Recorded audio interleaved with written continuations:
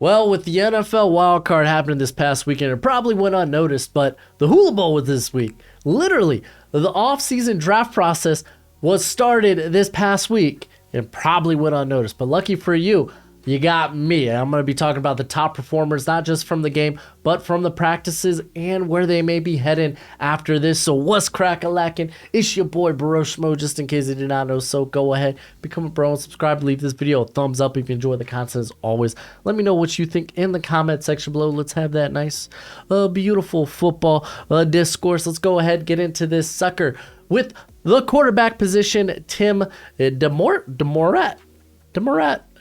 Something like that. Demorat. I don't know. Out of Fordham, I'm kind of curious where he will land after this. He actually had a pretty solid game. He only had 4 dropbacks, but one went for a 75-yard tutty. And the interception wasn't really even his fault. We'll talk about that. The cat that made the pick later on the list, but it was just an excellent play by a defensive lineman, just getting his long arms up, and he went to knock the ball down and it ended up sticking into his hands. But and his other incompletion ended up just being I think miscommunication between him and the receiver, because he threw to an area where the receiver was not, and they looked mighty confused at one another. But this was my first time really taking a quick look at Tim here. He's 6'3", 243, but you kind of noticed from the practice, I was like, hey, this guy's got an NFL arm, man. Like, not half bad. Like, some of the notes I wrote from him this weekend is I thought he had really good timing and anticipation, showed good accuracy during the practices. And so I actually got back. I was able to watch a couple of Fordham games. Riddle me that. But I walked away like, you know what? Not half bad. Like, I feel like this cat can be draftable, and I really hope that he gets a shot in maybe like something like the Shrine Bowl. And I kind of think it's gonna have to be the Shrine Bowl, because it looks like the NFLPA Bowl is all filled up. The Shrine Bowl still has 4 more slots they need to fill out at the quarterback position, while the Senior Bowl only has 1 more slot, and they'll probably hold off on that. But this cat has been just wonderful for Fordham the last couple of seasons. Like I said, NFL caliber arm. He's got plus mobility. He knows how to maneuver the pocket pretty well. He knows how to extend plays with his feet. The anticipation and timing on a lot of his throws are really, really good. I think in terms of what we're like. Also, another thing I noticed, man, this guy makes a lot of calls at the line, whether it's like, I don't know, calling the mic check or pointing out where pressure may be coming from or calling audibles. Like, that was something I really noticed. Looking like he's putting on his best Peyton Manning cosplay there at Fordham. But I like his ball placement on the sideline, like whether it's deep or even on the short to intermediate. I think he throws to the sideline pretty darn well. Some of the things I kind of noticed, and you can kind of tell this from his analytics as well, is under pressure, like his mechanics and his accuracy kind of goes out the window just when moving outside of structure and such. His overall vision over the middle of the field is kind of dicey, and sometimes he just tries to force throws into closed windows, but I'm eager to get a second look at this cat. Now, this next guy on my list, East Carolina quarterback Holton Ahlers. I was intrigued from his bowl game, right? Who did they face? It was Coastal Carolina, right? Yeah, I think they smacked Coastal. Can't think on top of my head right now, but I was like, man, he put up like 6 tutties, and I was like, man, I gotta get back and watch this guy. And I hadn't done it. Like, luckily I was like, oh, okay, he's gonna be at the Hula Bowl, so I'll check a little bit of him out there, and then maybe I'll go back and watch a couple of games to get an idea on him. And I will say this at the beginning, like, I think he's probably a UDFA. Very highly likely he's a UDFA, because he's got one wonky throwing motion. He kind of like just short arms the ball and such. So it's like kind of like a Brennan Armstrong, if you remember him from Virginia, another guy that just short arms the ball. But like, I like this guy's poise at the quarterback position. He's 6'3", 237. He had a heck of a game at the Hula Bowl, going for 10 for 10 for 57 yards and a tutty. Did fumble the ball twice, and that's something you actually really do notice on tape. His overall awareness of what's going on around him is not great. Like, this guy can maneuver the pocket well when he sees pressure, but there are a lot of times where he's just sitting in the pocket, and like, I do like that. Like, he's got a nice sturdy build, right? He can absorb contact, and he's willing to sit in the pocket and take a hit to deliver a throw. But I think there's sometimes he just doesn't know what's going on around him. That was the result on a fumble for a huge freaking loss, right, in the Hula Bowl. I think it was like a loss of like 20. Just didn't know the pressure was creeping up behind him. Granted, it was the blind side, but you go back to some of ECU's games this year, and he had 9 fumbles from inside the pocket. So I was like, that needs to be better. In terms of his arm, doesn't really have a lot of zip. He's a guy, when he's throwing downfield, he's got to throw with a lot of touch. And like I said, already the wonky kind of throw in motion, the footwork could probably use a bit of work, but there are things to like about this cat. Like, when rolling outside, when this guy's on the move, like, his accuracy doesn't dip off. I'm like, okay, that's something you could probably work with at the NFL level. Like, especially if you get a young guy. I mean, we've seen it with Brock Purdy, him being able to extend plays with his feet, even not necessarily having to pick up yards with his feet, though he has done that this year, but being able just to extend the play a little bit longer because he can get moving. Like, that opens all kinds of things up for you. And I'm not saying Ehlers is capable of that. I'm not saying he's a Brock Purdy level prospect. Really not. But I think having that definitely makes you a bit more appealing to scouts. But ultimately, I think this is a UDFA. I don't know if he's going to get another shot in another bowl. This process, like I said, right now the Shrine Bowl is the only one with a lot of openings right now. I do want to kind of shout out some this real quick, that he is the founder and co-owner of an apparel company called Built When Broken. And he made this company after the unexpected passing of his best friend. So I thought that was really cool. So if that's something you want to support, go check that out. But yeah, like, overall, I don't think he's gonna get another shot. We can talk about some of the other guys here at the Hula Bowl, because we're gonna see Sean Clifford again at the NFLPA Bowl. He's Sean Clifford. He's like Brock Purdy light. Wish he had some of the talent of Brock Purdy, I suppose. Tanner Morgan's, this blows my mind. Tanner Morgan's going to get another shot at the NFLPA Bowl. He was here at the Hula Bowl, and he literally, to make a throw to his check down over the middle, because I didn't realize that, like, Tanner Morgan's a lot smaller than you expect. It literally looked like he was making a jump shot when he was trying to pass on a check down over the middle. It's kind of ridiculous. Adrian Martinez, I feel like I've seen all I wanted to see from him. I don't think he's a quarterback at the next level. I really, really don't. But let's talk about some of the running backs here. And the guy that was a star was Christopher Brooks out of BYU. He's actually a former California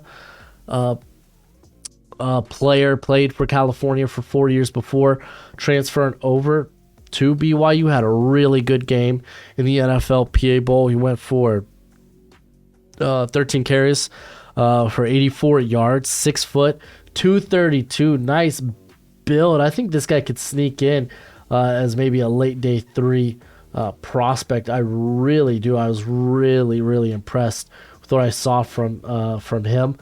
He actually used to be Christopher Brown, but he chose to, back in 2020, change it to Brooks because that's his mother's maiden name. So if you're looking for him, what he did early in his career at California, you got to be looking for Chris Brown.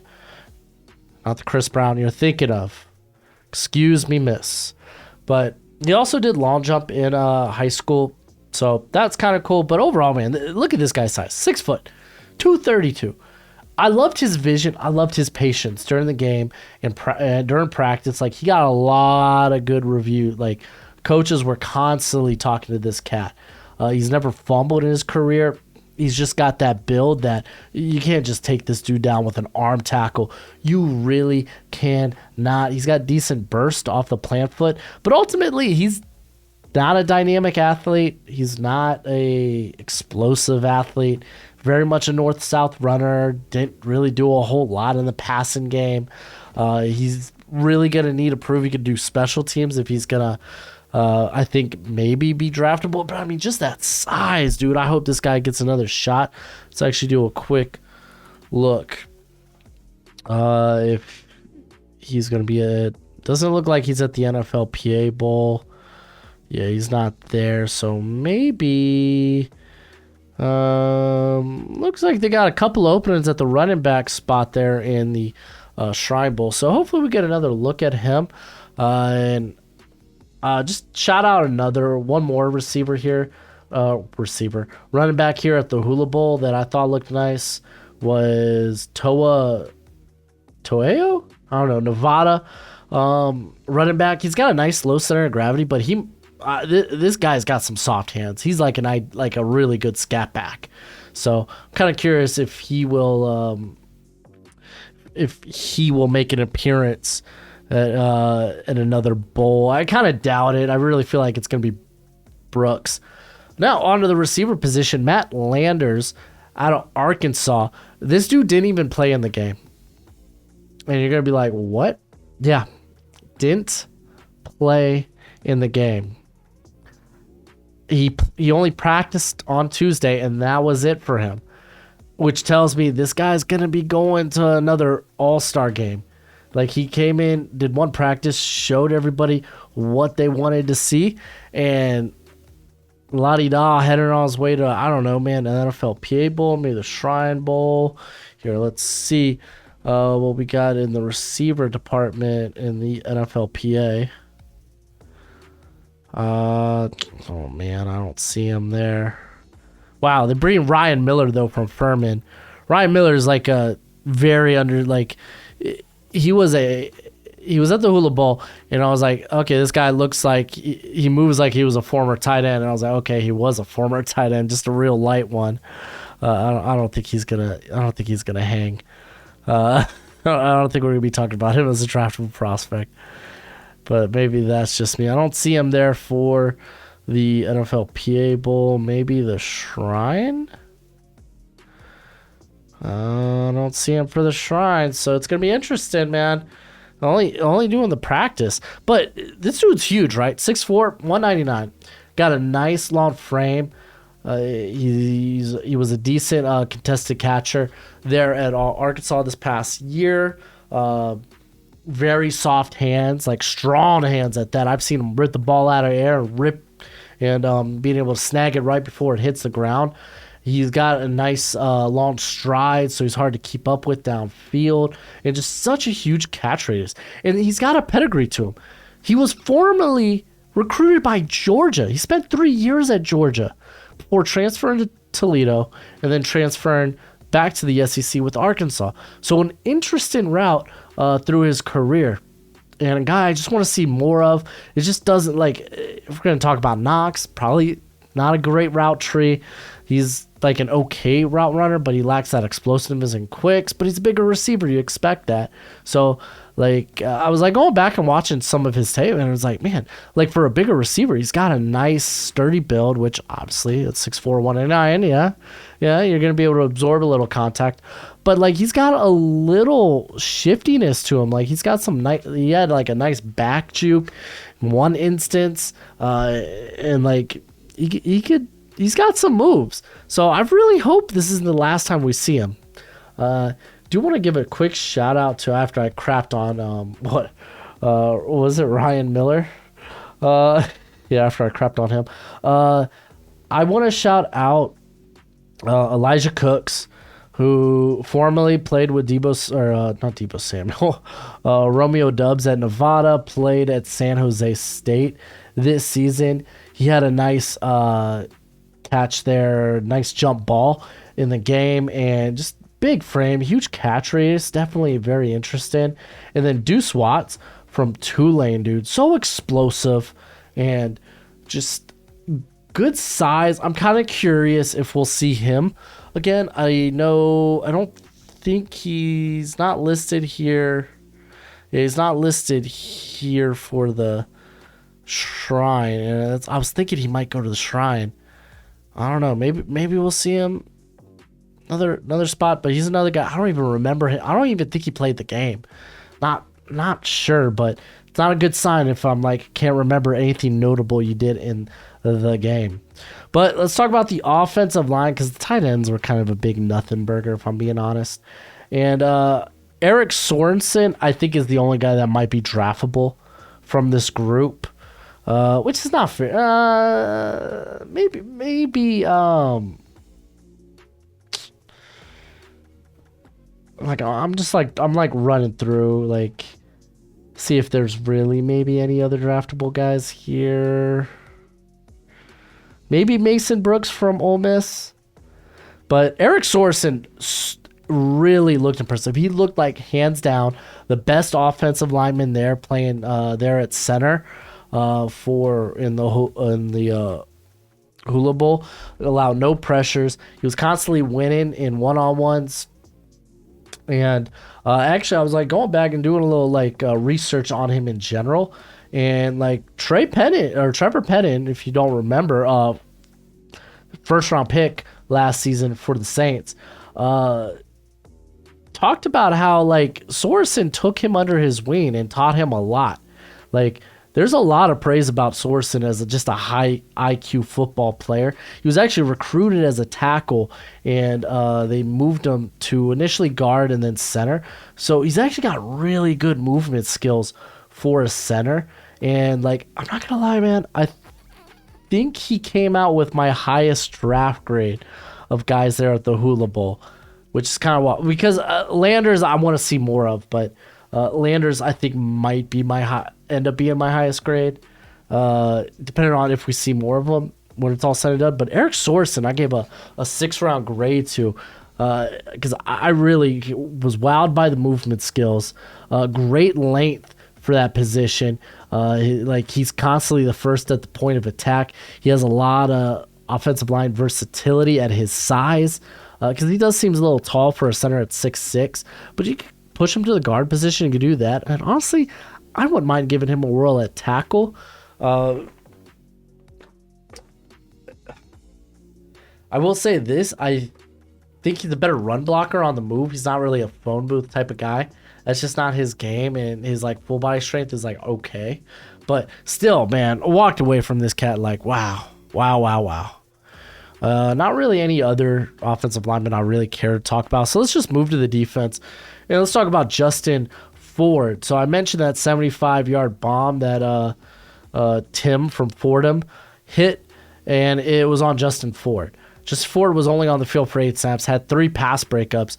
Unfortunately, it did allow the deep tutty, but man, I thought he had a really solid week at practice. Fully anticipate seeing this guy in one of the other bowls.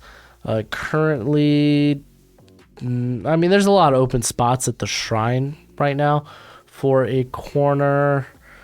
I feel like he is gonna be at the NFLPA Bowl. Thought I saw his name. Or I thought I heard that's where it was headed. So maybe he ends up being a late addition. I don't know. Regardless, I came away pretty darn impressed.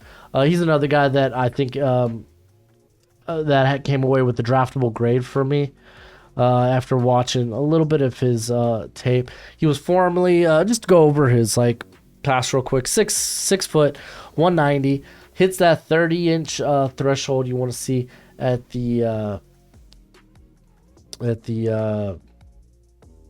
corner position. There we go. My gosh, my brain just big brain fart. But he was formerly a JUCO, went to Golden West, I believe. Yeah, Golden West Community College for 2 years. Then he went to Louisville. Didn't play it down for Louisville. Had some sort of injury. Don't know what it was specifically.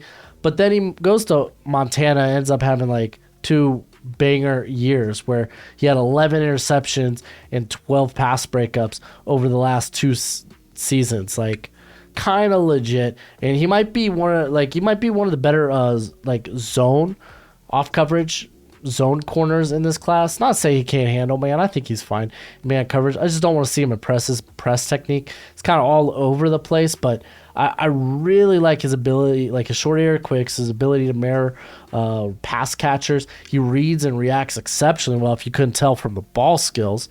But a guy also willing to come downhill with a head of steam and will throw caution to the wind when trying to make a tackle. Isn't the most smoothest guy out of his back pedal, and he can be a bit handsy down the field, but like still, man, I was left wanting to see more. I want to see this guy compete against higher competition, so hopefully we see him again.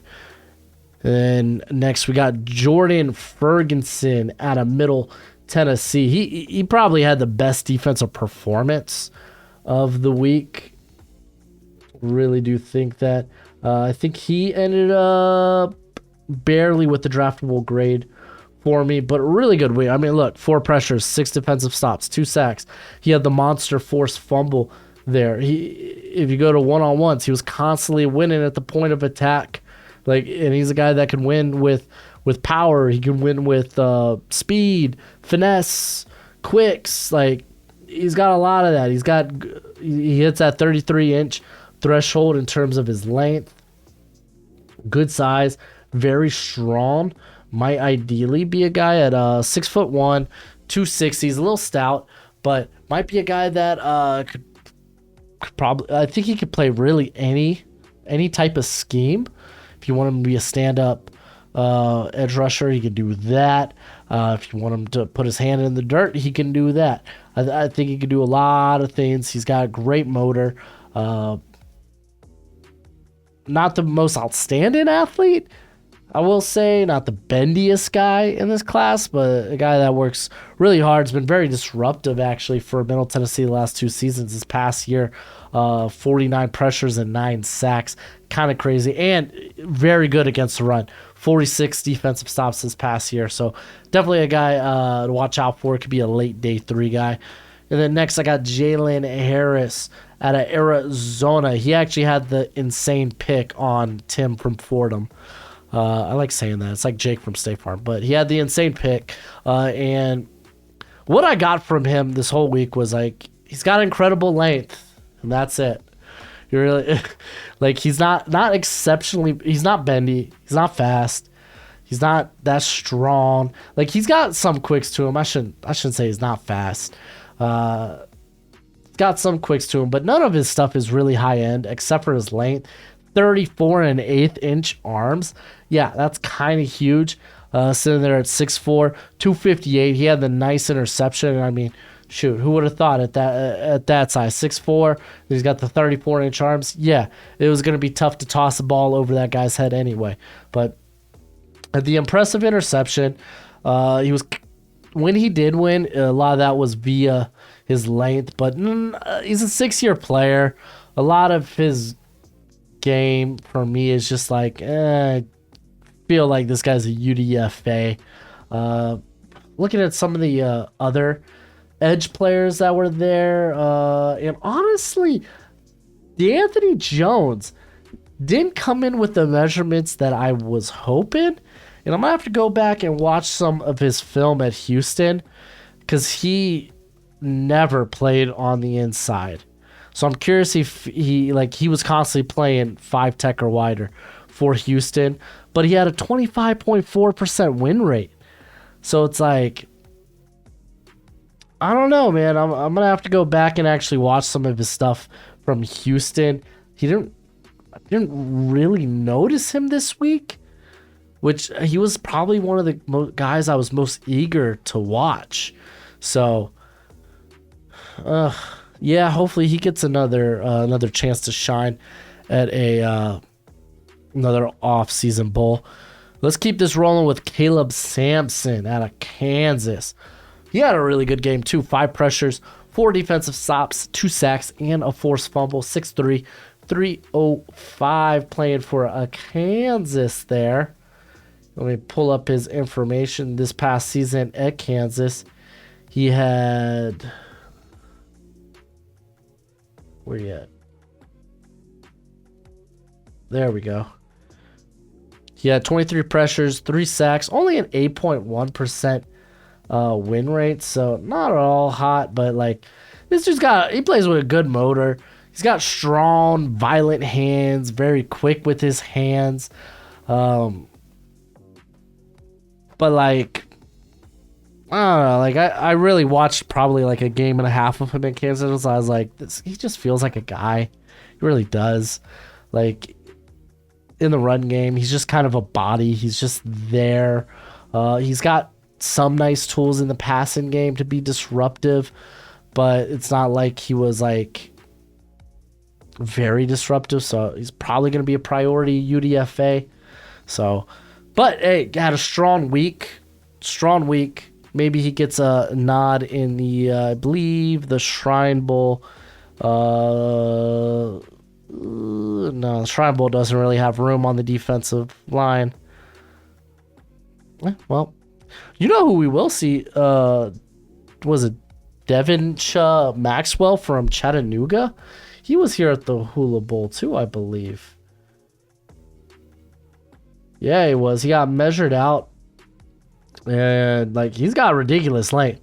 Like 34 and 1/8 inch arms. Like hello. I'm eager to see him at the Shrine. That's gonna be a fun watch. Also looking at his stats this past year. 28 pressures, 9 sacks. So definitely a guy to watch out for. And then finally on this list, Tanner McAllister at Ohio State. And basically, so everyone I talked about this on this list had good weeks.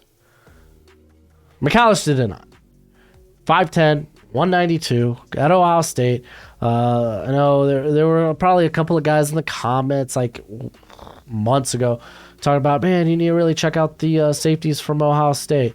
And I ended up liking Ronnie Hickman. Tanner McAllister, though, he mainly played the slot, and he's a slot guy. Like he plays with a very physical style, but he's a missed tackle machine. He doesn't know how to wrap up. Even in the game, the 19-yard pass he allowed, like he had the most half-hearted tackle attempt I've ever seen. I saw that and I was like, I wouldn't want this guy on my football team. What was that?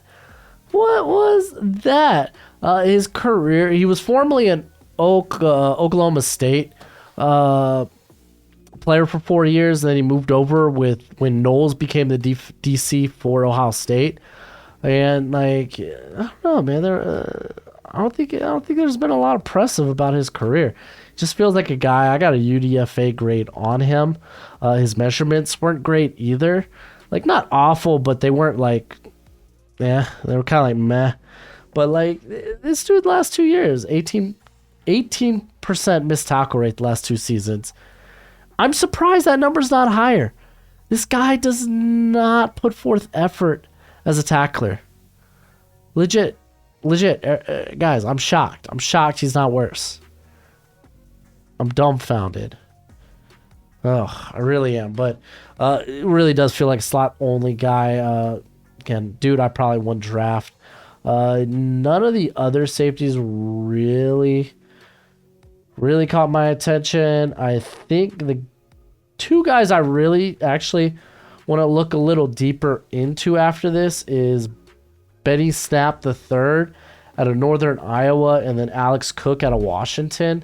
But even then, what I saw there, it was like, didn't lead me to believe that they would be draftable guys in this class. But we'll see. But that's it for the video. Go ahead, do the YouTube thing. As always, until next time, you be easy, my friends. Later.